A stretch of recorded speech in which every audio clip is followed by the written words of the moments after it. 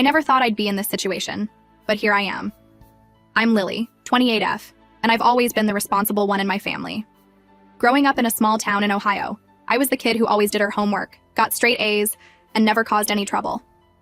My younger sister Megan, 24F, on the other hand, has always been the wild child, constantly getting into scrapes and relying on others to bail her out. Our childhood was a study in contrasts. While I was busy joining academic clubs and volunteering at the local animal shelter, Megan was sneaking out to parties and dating boys our parents disapproved of. I remember countless nights staying up late, worrying about where she was and if she was safe.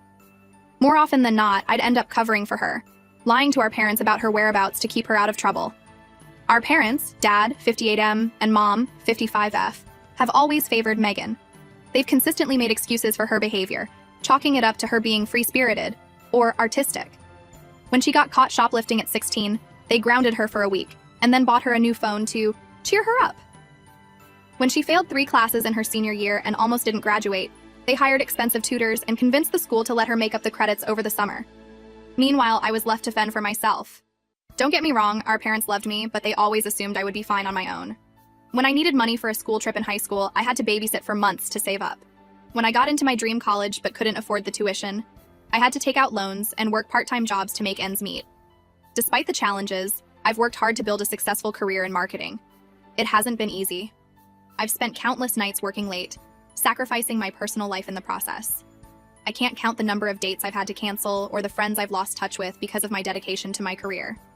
But I've always believed it would be worth it in the end. A few months ago, all that hard work finally paid off. I landed my dream job at a prestigious marketing firm in New York City. It's been my goal for years, ever since I interned at a small agency in Columbus during college and fell in love with the fast-paced, creative world of marketing. When I got the offer, I was over the moon. I remember jumping up and down in my tiny apartment, screaming with joy. The catch? I'd have to relocate from our hometown in Ohio to New York. It was a big move, but I was ready for it. I'd always felt a bit stifled in our small town, and the thought of living in the Big Apple was exhilarating. My family wasn't thrilled about it, but they seemed to understand how important this opportunity was for me. At least, that's what I thought at the time. Fast forward to last week. Megan announced that she's engaged to her boyfriend of 6 months, Tom, 26M. I was happy for her, but I couldn't shake the feeling that something was off. Tom has always seemed a bit shady to me. He's charming, sure, but there's something about him that doesn't sit right. He's always talking about get-rich-quick schemes and has a new business venture every other month. But I've kept my opinions to myself to avoid causing drama. Yesterday, Megan called me with what she called exciting news. She told me she's planning a destination wedding in the Bahamas for next month. I was shocked at how quickly she was moving, but I figured it was just Megan being her impulsive self. It wouldn't be the first time she's made a rash decision. I remember when she decided to drop out of community college after 1 semester to become a yoga instructor, only to give that up 3 months later when she realized how much work it would be. Then came the bombshell. Megan asked me to be her maid of honor, which I was touched by. But then she dropped the real reason for her call. She wants me to quit my job in New York and move back home to help her plan the wedding full-time. I was stunned. I tried to explain that I couldn't just quit my dream job that I'd worked so hard for, especially for a wedding that was happening in just a month. But Megan wouldn't hear it. She accused me of being selfish and not caring about her happiness. She brought up all the times I'd helped her in the past, like when I let her crash on my couch for 3 months when she broke up with her last boyfriend and couldn't afford her own place. She said she thought I'd always be there for her, and now, when she needed me most, I was abandoning her. What's worse is that when I called our parents for support, they sided with Megan. They told me that family should come first, and that I was being selfish for prioritizing my career over my sister's special day. Mom even had the audacity to say, "Lily, you've always been so career-focused. Don't you think it's time you started thinking about settling down and having a family of your own? You're not getting any younger, you know." I'm at a loss. I love my sister, but I can't fathom giving up everything I've worked for just to plan a rushed wedding. Am I being selfish? Should I sacrifice my career for my sister's happiness? I feel like I'm going crazy here.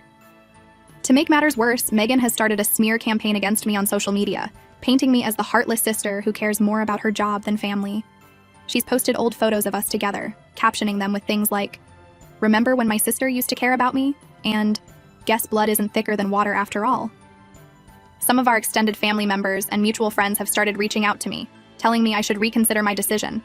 I'm standing firm in my decision not to quit my job, but the guilt and pressure are starting to get to me. I've always been the peacekeeper in the family, the one who smooths things over when Megan causes drama. This conflict is tearing me apart.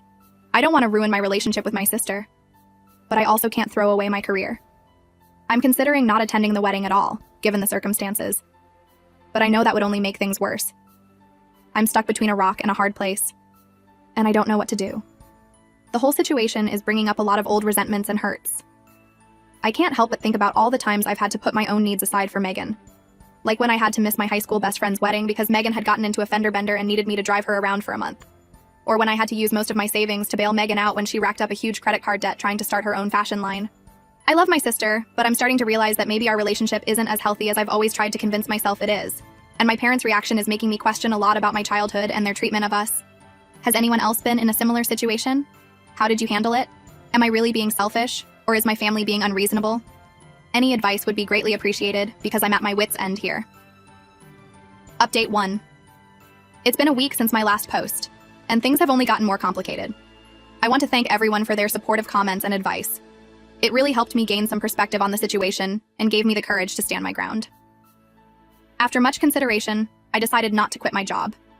I spent a sleepless night weighing all my options, thinking about everything I'd be giving up if I left New York. I thought about the tiny studio apartment I just started to make feel like home, with its view of the city skyline that still takes my breath away every morning. I thought about my new colleagues who've been so welcoming and supportive. I even thought about the little coffee shop down the street where I've started to become a regular, the barista already knowing my order when I walk in. I called Megan the next day to explain my decision calmly and rationally. I offered to help with the wedding planning as much as I could remotely, and even suggested taking a week off work to fly home and help with last-minute preparations. I thought it was a reasonable compromise. To say the call didn't go well would be an understatement. Megan exploded, calling me every name in the book and accusing me of ruining her special day. She brought up every perceived slight from our childhood, from the time I accidentally broke her favorite doll when we were kids to the time I forgot to call her on her 21st birthday because I was swamped with finals in college. It was like she had been keeping a tally of every mistake I'd ever made, just waiting for the right moment to throw them all in my face. Then she dropped another bombshell. She's pregnant. Apparently, this is the real reason for the rushed wedding, but she didn't want anyone to know yet. She said she and Tom had only found out a couple of weeks ago, and they wanted to get married before she started showing. I was shocked, but it didn't change my decision. If anything, it made me more concerned about the whole situation. A rushed wedding is one thing, but a rushed marriage due to an unplanned pregnancy? That's a recipe for disaster. I couldn't help but think about our cousin Rachel, who had gotten married at 19 when she got pregnant. The marriage had lasted all of 2 years before ending in a messy divorce, leaving Rachel a single mom struggling to make ends meet. When I expressed my concerns, Megan hung up on me. An hour later, I got a call from our mom. She laid into me about abandoning my sister in her time of need and how I was tearing the family apart. When I tried to explain my side, she accused me of being jealous of Megan's happiness. "You've always been jealous of your sister," she said, her words cutting deep. "Just because you can't find a man doesn't mean you should ruin Megan's chance at happiness." I was stunned into silence. Is that really what my mother thought of me? That I was some bitter, jealous spinster? I ended the call as quickly as I could, fighting back tears. The next day, I received an email from Megan. It was an invoice for her wedding expenses totaling over $20,000. The list included everything from a designer wedding dress to a 5-tier cake to first-class plane tickets for her and Tom. She said that since I wasn't willing to help with the planning, the least I could do was foot the bill for her dream wedding. I was floored. Not only was I not quitting my job, but now I was expected to bankroll this entire affair? It was clear that my family's entitlement knew no bounds. I thought back to my own college graduation, where I had to settle for a small dinner with my parents because they said they couldn't afford anything more extravagant. Meanwhile, they had thrown Megan a lavish party when she finally finished her GED last year. I replied to the email, firmly stating that I would not be paying for her wedding. I reiterated my offer to help remotely and take time off for the week of the wedding, but made it clear that this was the extent of my involvement. I also suggested that if money was tight, maybe they should consider scaling back the wedding plans. After all, wasn't the important thing that they were getting married, not how fancy the celebration was? The fallout has been intense.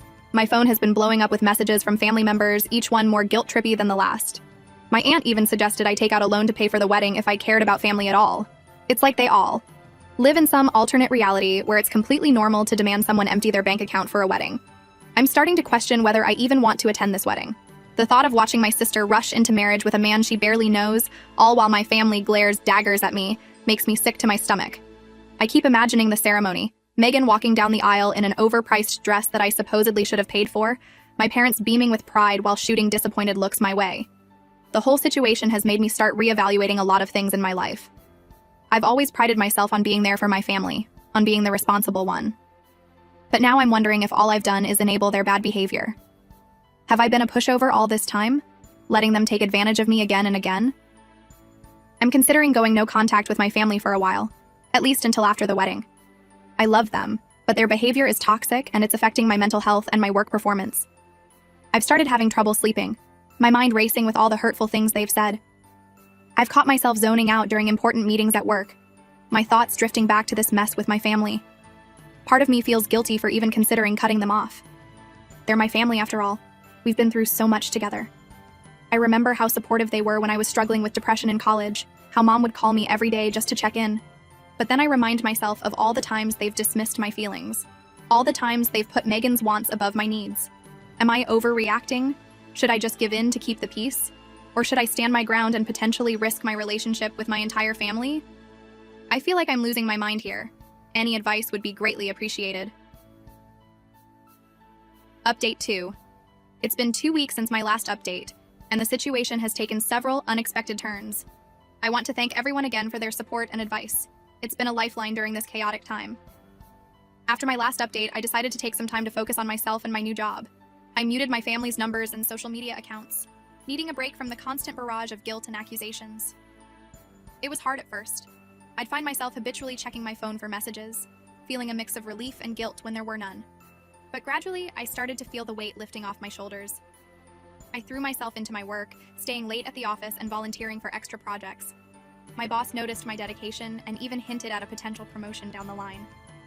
However, 3 days ago, I received a frantic call from my mom. Initially, I was hesitant to answer, but something told me I should. It turns out, Megan had disappeared. She left a note saying she couldn't go. Through with the wedding and needed time to think. She wasn't answering her phone and no one knew where she was. Despite everything that had happened, I was worried sick. Megan might be irresponsible and selfish at times, but she's still my little sister. I remembered all the times she'd gone missing as a teenager, how sick with worry I'd be until she finally came home. This felt just like those times, only 100 times worse. I immediately took time off work and flew back home to help search for her. When I arrived, I found my parents in a state of panic. The house was a mess, with half-packed boxes of wedding decorations strewn about. Mom looked like she hadn't slept in days, and Dad was stress-eating, something I hadn't seen him do since his mother passed away years ago. Tom, Megan's fiancé, was there too, but he seemed more annoyed than concerned. He kept checking his watch and sighing heavily, as if he had better places to be than searching for his missing fiancé. It made me dislike him even more than I already did. We spent 2 days searching, calling hospitals, and filing a missing persons report. I drove around town, checking all of Megan's old hangouts. The park where she used to go to clear her head after fights with our parents. The diner where she worked as a waitress for all of 2 weeks before quitting because the uniform was unflattering. The old abandoned factory on the edge of town where she and her high school friends used to sneak off to drink cheap beer. Just as we were about to lose hope, we received a call from Megan. She was safe but didn't want to disclose her location. She asked to speak to me alone. I was surprised she wanted to talk to me, given how things had been left between us. But I was just relieved to hear her voice. During our conversation, Megan broke down. She confessed that she wasn't really pregnant. She had lied about it to pressure Tom into marriage because she thought he was about to break up with her. She also admitted that she had maxed out several credit cards planning this elaborate wedding, hoping that Tom's wealthy family would help pay for it. As she spoke, I could hear the fear and desperation in her voice.